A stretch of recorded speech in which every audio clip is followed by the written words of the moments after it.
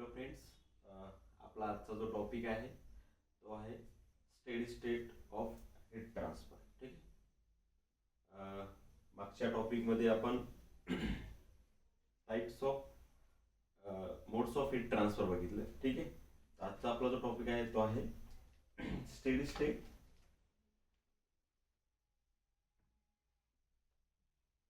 Steady state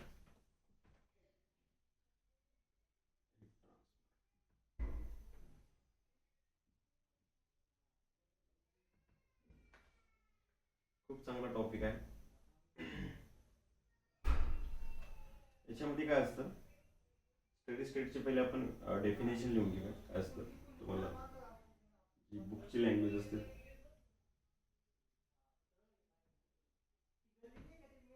steady state. ठीक आहे. The process in which the process in which the state of variables does not change over the period of time.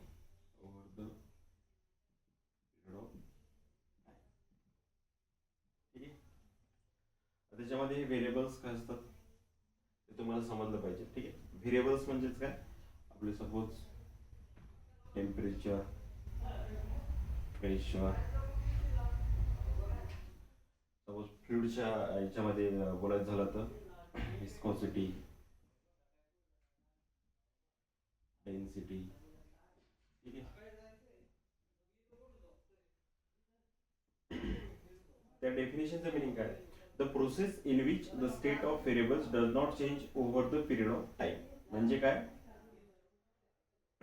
असे variables जे की आपण suppose जेव्हा आपण heat देऊ over the period of time, त्याच्यानंतर ते व्हेरिएबलची जी स्टेट आहे ती चेंज नाही झाली पाहिजे, त्यालाच आपण म्हणतो स्टेडी स्टेट. ठीक आहे.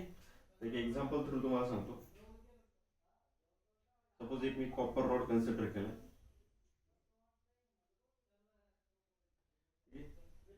आता इथे त्याचं टेम्परेचर टी ए, सपोज आपण 100 डिग्री सेल्सिअस कंट्रोल कन्सिडर करूया. टी बी ला आपण 80 डिग्री सेल्सिअस. ठीक आहे. आता माझा T1 सपोज मी कन्सिडर केलाय 10 सेकंड. ठीक आहे. आणि मी हीट ट्रान्सफर करतोय. हीट ट्रान्सफर माझी कोणत्या परपेंडिक्युलर डायरेक्शन होते, ठीक आहे, क्यू इन. ठीक आहे. याला आपण म्हणतो हीट ट्रान्सफर. ठीक आहे. एवढीच अमाऊंट मध्ये माझी काय क्यू आउट होणार आहे, हीट आउट होणार आहे. ठीक आहे.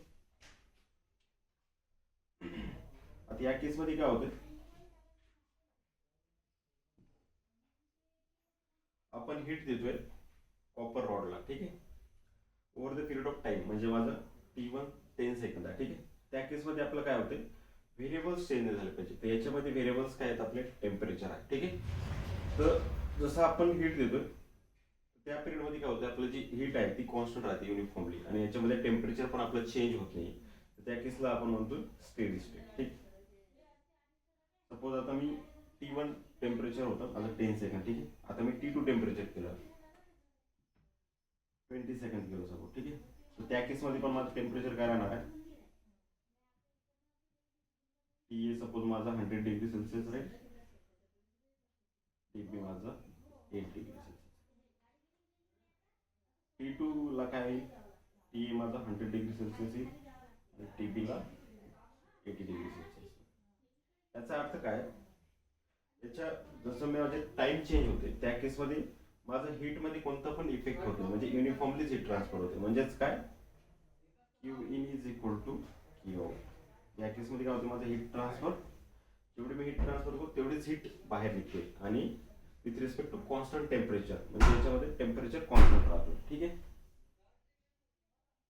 हे कोणत्या केसमध्ये होतं, स्टेडी स्टेटमध्ये होतं. ठीक आहे. आता नॉन स्टेडी स्टेटमध्ये कसं होईल, आणि ह्या केसमध्ये काय केलं, हा टेम्परेचर का इन्क्रीज होत नाही, या केसमध्ये आपला हा इन्सुलेटेड रॉड आहे. ठीक आहे. इन्सुलेटेड रॉड जेव्हा आपण हीट ट्रान्सफर करतोय, तर या केसमध्ये काय होतं, आपला हीट लॉस होत नाही. ठीक आहे. तर तुम्ही बघितलं हा जो इन्सुलेटेड एरिया आहे, इन्सुलेटेड, ठीक आहे, त्याच्यामुळे काय होतं, जे सराउंडिंगला जो हीट लॉस होणार आहे या डायरेक्शनला, तो काय असतो, झिरो असतो. ठीक आहे.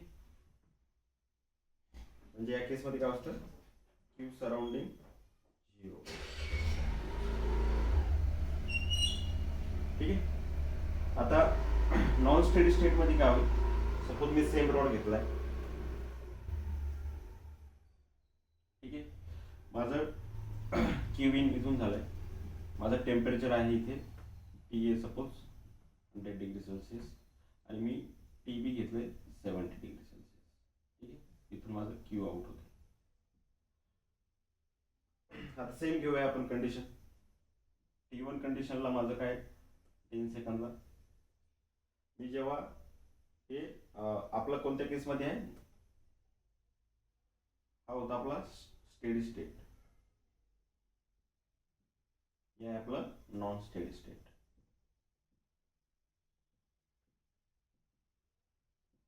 तर या केसमध्ये काय होतं, माझे जे व्हेरिएबल्स आहे over the period of time change होत आहेत.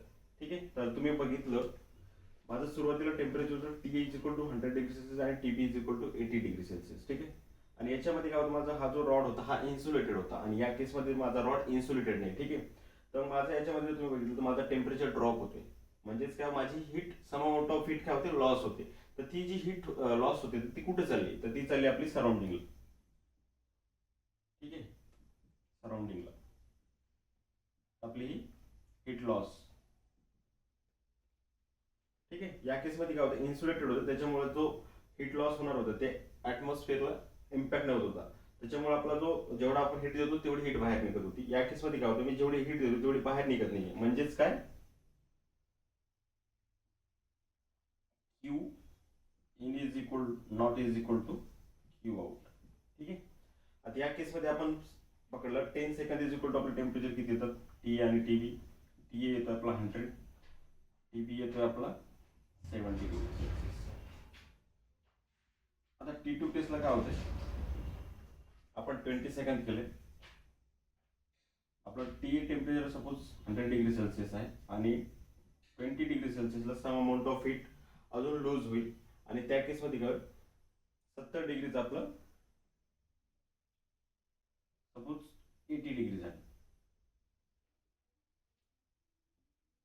ठीक आहे. तर या केसमध्ये काय झालं,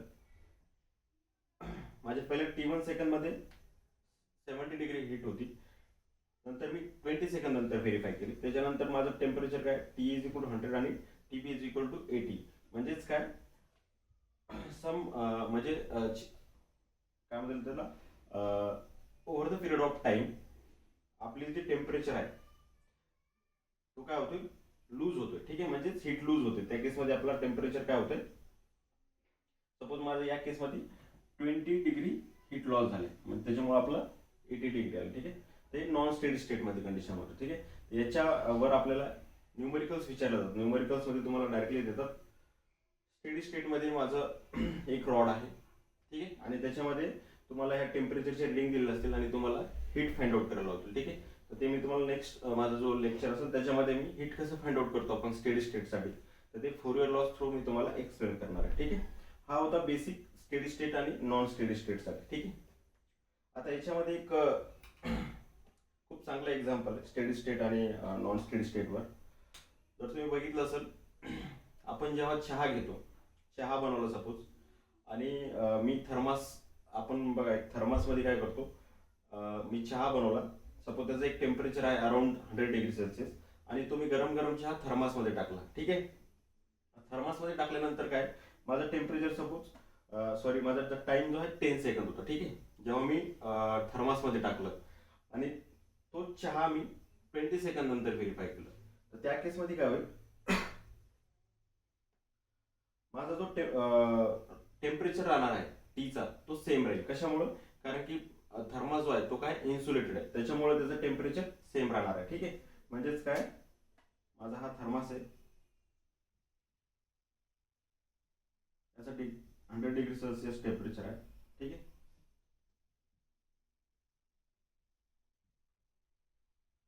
T1 10 सेकंद. आणि आपण नंतर जर 20 सेकंद नंतर जर व्हेरीफाय केलं तर माझा थर्मसचा जो टेम्परेचर आहे तो काय राहणार आहे 100 डिग्री सेल्सिअस राहणार आहे. म्हणजेच काय याच्यामध्ये जो चहा आहे त्याची जी स्टेट आहे ती चेंज होत नाही. ठीक आहे, म्हणजे जी हीट आहे ती ॲज इट इज राहते म्हणजेच over the period of time. ठीक आहे, त्या केसमध्ये आपलं टेम्परेचर काय होतं 100 डिग्री सेल्सिअस राहते. त्याच्यामुळे आपण याला एक स्टेडी स्टेटचं एक परफेक्ट एक्झाम्पल म्हणू शकतो. ठीक आहे, सपोज आता आपण जर नॉर्मल केटली घेतली आणि नॉर्मल केटलीमध्ये चहा ठेवला मी सपोज, आणि तो मी चहा उकळता चहा सपोज माझा 100 डिग्री सेल्सिअसचा आहे आणि तो नॉर्मल केटलीमध्ये टाकला आणि एक 20 सेकंद नंतर त्याला जर आपण व्हेरीफाय केलं सपोज, तर त्याचं सम अमाऊंट ऑफ टेम्परेचर काय झालं असेल ड्रॉप झालं असेल, कारण की तो इन्सुलेटेड नाही आहे. ठीक आहे, तर हे नॉन स्टेडी स्टेटचं एक्झाम्पल झालं. ठीक आहे, आय होप तुम्हाला इथपर्यंत क्लिअर झालं असेल. आपण नेक्स्ट टॉपिकमध्ये Fourier laws of heat conduction याच्या रिलेटेड क्वेश्चन घेणार आहे. ठीक आहे, फोरियर लॉज काय असतो आणि त्याचे टाइप्स ऑफ क्वेश्चन आपण पुढच्या चॅप्टरमध्ये बघणार आहोत. ठीक आहे, तर आय होप तुम्हाला माझा हा व्हिडिओ आवडला असेल तर तुम्ही प्लीज एकदा माझ्या चॅनलला लाईक आणि सबस्क्राईब आणि शेअर करा. ठीक आहे, धन्यवाद.